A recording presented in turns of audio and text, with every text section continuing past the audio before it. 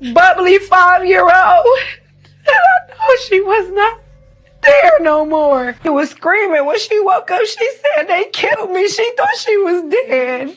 To hear your baby say that she dead, what? A 5-year-old shouldn't even know that word. Like, who could do this to a child? How does a community even begin to explain what happened that day? And why are the only suspects children themselves? This is the story that has shattered a mother, stunned a city, and left the nation asking what kind of justice exists when innocence itself is on trial. I could not recognize my daughter. Her hair was ripped out of her head. She had blood and bruises all over her. Her nails was filled in dirt, and she was unresponsive. She was lying face down in the dirt, small, still, her hair torn out, her body covered in bruises. As paramedics rushed in, no one spoke. Even the officers froze.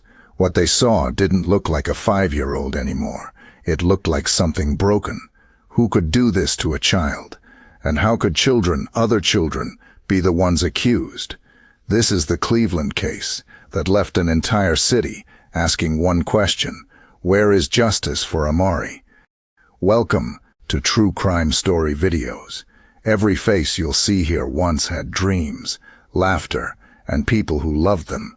But somewhere along the way, their stories went silent. I'm Detective Daniel, and here we give those stories a voice again. Before we begin, take a moment. Tell me your name and where you're watching from. How is she now? She's struggling mentally and behaviorally. She say things that she never said before. Before the sirens, before the screams, there was just a little girl named Amari, 5 years old. Bright smile, loved dolls, dancing, and her mother's hugs. She lived with her mom, Antavia, a young mother doing her best in Cleveland, Ohio. The two were close, the kind of bond you can feel just by watching them. Every morning started with a laugh. Every night ended with an "I love you." But on September 13th, that rhythm broke. Antavia had to go for a medical appointment. Nothing big, so she left Amari with someone she trusted, a relative. It was supposed to be safe. It was supposed to be family. A few hours later, the phone rang. They said Amari had wandered off. At first, no one panicked. Kids wander. But then minutes turned to hours, and the sun started to go down. The mother steps outside, calling her daughter's name into the wind. She searched the yard, the street, the nearby field. No sign of her, just a small pink shoe near the fence. In that moment, something inside Antavia broke, a mother's instinct whispering the truth before anyone else would say it out loud. Something terrible had happened to her little girl. From that night forward, this quiet neighborhood would never sound the same again, because sometimes evil doesn't come from strangers in the dark. Sometimes it comes from children playing right next door. It started like any normal day. September 13th, warm air, late afternoon sun. Amari was at a family member's home, a place that was supposed to be safe. Her mom, Antavia, thought it was just for a few hours, one small favor while she handled a medical checkup. She never imagined that by sunset, she'd be racing toward a nightmare. Neighbors remember seeing Amari outside, playing near the side yard, laughing, and then she was gone. At first, the family thought she had just wandered off, maybe followed other kids, maybe hiding, but something about the silence didn't feel right. They called out, "Amari!" No answer. They searched the front, the back, the street, nothing. When the mother's phone rang, her heart sank before she even picked up. She knew something was wrong. She raced home, calling her daughter's name the whole way. By then, the search had spread. Neighbors joined in. People checked their yards, their porches, the nearby field, a patch of overgrown grass behind a row of old houses. Someone shouted. A voice cracked through the evening air. "I found something." What they found was a shoe, small, pink, torn. Amari's mother ran toward the field, screaming her name, every step heavier than the last. And then she saw her. She was lying face down, half covered in grass and dirt, her body bruised, her hair pulled out, her tiny hands stiff with mud. Paramedics were called. Police arrived within minutes. But the damage was already done. In that moment, Cleveland froze. A mother held her broken child, and a question echoed louder than the sirens. Who could do this to a 5-year-old? This wasn't the work of a stranger in the night. Police would soon learn the hardest truth of all. The ones accused were children themselves. The sun had already disappeared behind the Cleveland rooftops, but no one went inside. Not the officers, not the neighbors, and not Aunt Tavia, the mother who refused to leave her daughter's side. By 8 p.m. flashing lights painted the whole street red and blue. People stood on porches, whispering prayers. The sound of sirens mixed with the sound of heartbreak. Police searched the field again and again, scanning every inch with flashlights. They found pieces, tiny clues scattered in the dirt, a hair tie, a scrap of pink fabric, footprints too small to belong to any adult. Neighbors joined the search, their flashlights shaking as they moved through the grass. Some refused to believe it, others couldn't stop crying. Everyone wanted to help, but no one could fix what was already broken. They tried to calm her, but how do you calm a mother who just saw her child like that? She kept asking the same question again and again. Who did this to my baby? Detectives promised answers. But the truth was harder than anyone could prepare for. Within hours they knocked on doors, talked to neighbors, asked who was nearby, who last saw Amari alive. Some said they saw her with other kids, young boys from down the street, 8, maybe 9 years old, laughing, playing, running toward the field. It didn't make sense. How could children be suspects in something like this? By midnight the story had already spread online.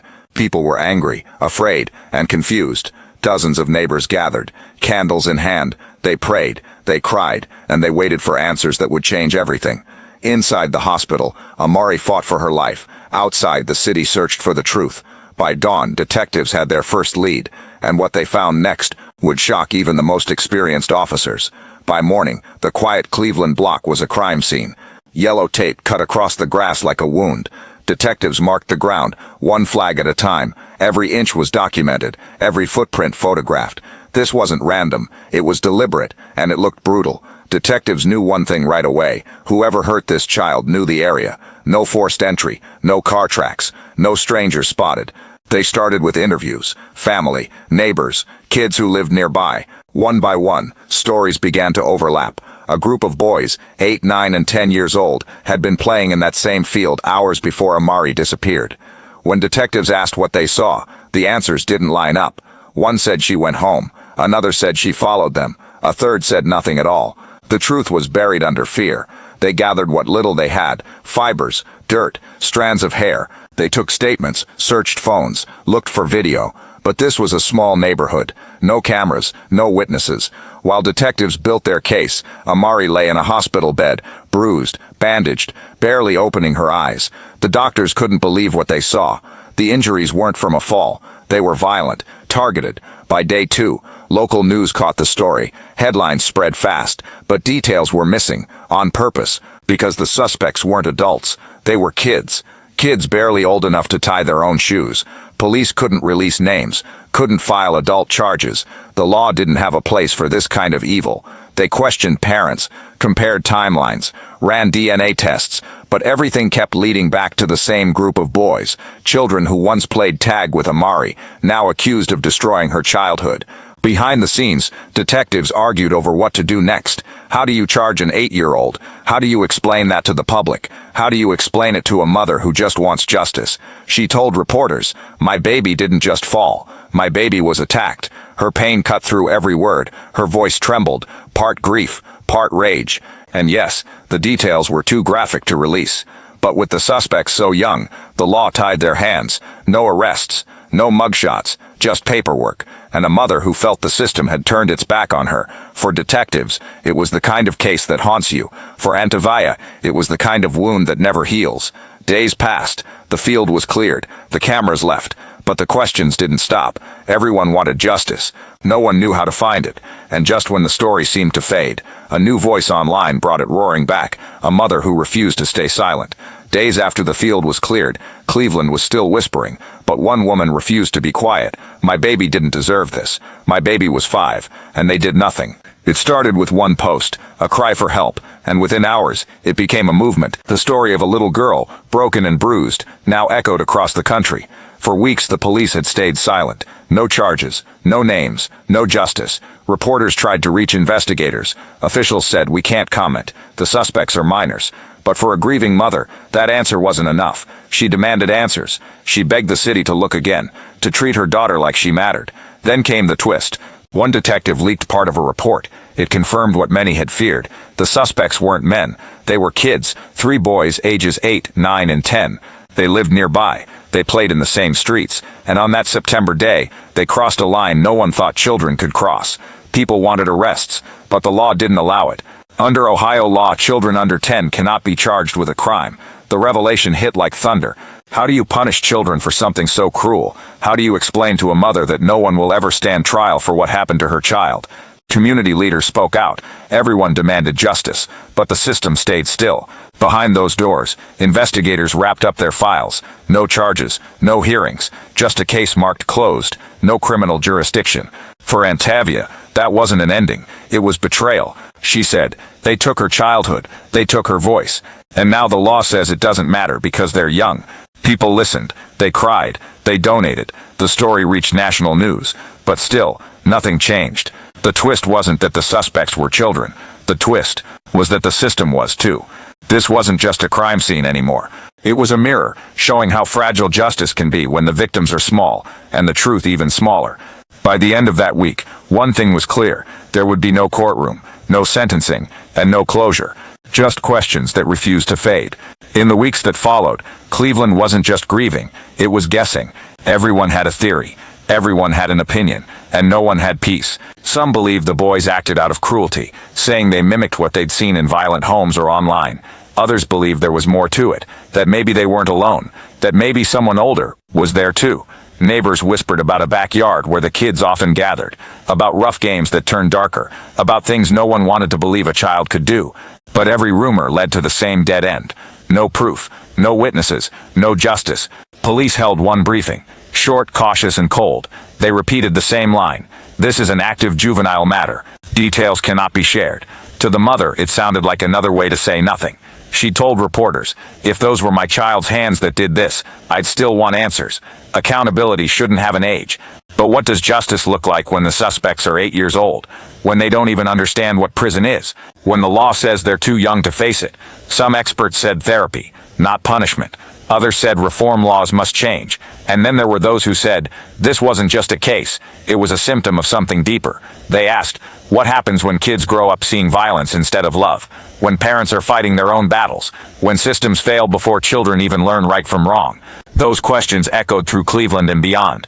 Because this wasn't just one mother's nightmare, it was every parent's fear. But TV anchors called it the case too shocking to prosecute. Social media called it proof that the system is broken. But inside the precinct, detectives had stopped talking. The file was sealed. The case was frozen in time. Some still believe there's more to the story. That one of the older kids knows the full truth, but is too scared to speak. That something happened out there in that field, that's still being hidden. Maybe it was peer pressure. Maybe it was pure violence. Maybe it was something the human heart just can't explain. Every theory leads to pain. Every suspect is a child. And every adult is left asking, if the law can't help, who will? Theories can fill silence, but they can't heal it. And for one mother, silence has been the loudest sound ever since. The field is quiet now. The grass has grown back, but the pain still lives there. Marie's laughter used to fill these streets. Now it's only the wind that answers when her mother calls her name. How does a mother forgive what the world won't even punish? How does she tuck in her child at night, knowing she can't protect her anymore? Why do laws protect the young, even when the young destroy innocence? And what kind of justice do you give, when justice itself says no one is old enough to blame? People ask where the case stands, but the truth is, it's standing still. No arrests, no trial, no closure. Every morning Antavia wakes up to the same questions. Every night she prays for the same miracle. Was it anger? Was it neglect? Was it something darker? Or was it simply a world that stopped caring too soon? She says she still feels her daughter's hand in her dreams, still hears her voice, still believes someone somewhere knows the full truth. This isn't just a Cleveland story. It's a reminder that monsters don't always grow up before they show up. And silence can be the loudest killer of all. She was 5 years old. Her name was Amari, and her story should have never been written this way. She didn't ask to be a headline. She didn't ask to be a symbol. All she ever wanted was to play outside and come home before dark. Now her name lives on in whispers, in hashtags and in prayers, and somewhere in Cleveland, a mother still waits, not for revenge, but for answers. Evil doesn't always come from strangers. Sometimes it comes from the places we trust the most. And when justice goes silent, the truth has to find another voice. If you've watched this far, let her name stay with you. Say it, remember it, because silence is how stories like this disappear. Subscribe, comment your name and where you're watching from, and share this story, because silence in unsolved cases is louder than words.